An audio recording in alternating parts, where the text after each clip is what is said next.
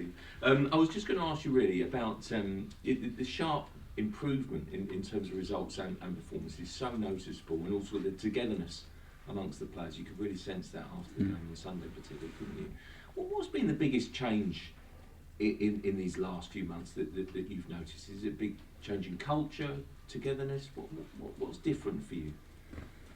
Unity is everybody aligned with the same purpose, with the same determination, and with the same level of passion to achieve what we want to do, accepting that we are not there yet, but that we want to get to the top very quickly. And in order to do that, we have to do it together. We don't have any single player, any single member in the organization that can do it individually or himself. So it has to be a collective drive that has to give us that extra. And one of those main factors for me has been the Emirates and our supporters, how much they are giving to the team. And that extra, it's difficult to put a number on it, but I'm telling you, it's been one of the biggest parts. Was it always going to take time to kind of instill, I don't know, a different mentality, but also a different spirit within the group that radiates? I think that was very much related to the people that we had and how consistent we're going to be with the people, with the amount of changes that we've been through. To restart every single process every time you are making changes obviously delays any clear and obvious change immediately, because suddenly you are making another 6 or 8 or 10 changes, and that takes a little bit of time. But hopefully once you have installed those habits, which at the end become behaviors and becomes in better performances, the one that comes across after, or the new players or the new staff that they come, they just follow that path and becomes much easier and quicker that period. You've had some super performances against traditional Big Six rivals, haven't you? But maybe not always had the results against the top 4 immediately. How big a moment would it be to kind of make a statement with that sort of result? How much in confidence? It would be another click and another boost in terms of confidence, but as well in terms of the position that we will be finding ourselves, because beating Liverpool the way they are playing today, it is extremely difficult, and we are aware of that.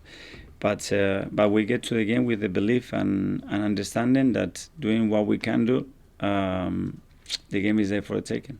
Martin Odegaard has been so great for you in the last few weeks. There was clear interest, I think, in the past from Liverpool. In the summer, when you had to convince him to come here permanently after such a good loan spell last year, was that an easy conversation? What sort of guy is he, and how much of a difference has he made? Well, it was easy to make the decision to try to get Martin permanently at the club, because obviously we had the long periods that we used to understand. First, understand the human being, how he was as a person, the issues that he had in the past, for him to understand what we were looking to get from him. And once you put all that in the table, it was easy for us to say that he could be a player that could make differences for us. Sam? Mikel, taking you back to when you first arrived here, 2019, when you had a vision for how you wanted this team to play and evolve, how close are they now to doing that and to fulfilling that? Still far. Still far. Yeah. What needs to happen still? We have to make things quicker, sharper. We can be more adaptable. We can be much more unpredictable. We can have much more flexibility, and we can be much more consistent throughout games to maintain that level. Do you feel you're closer now than you have been at any other? I think that we are much closer than we were, and probably the closest that we've been in terms of what we are looking for. But I focus on that gap, and that gap is still big. Yeah. When you look at the shape now, it's a 4-3-3 or a diamond or whatever you want to call it. It's quite similar to how Pep played at City and how Barcelona historically played. Is that a compliment when you think people say you're like Man City now?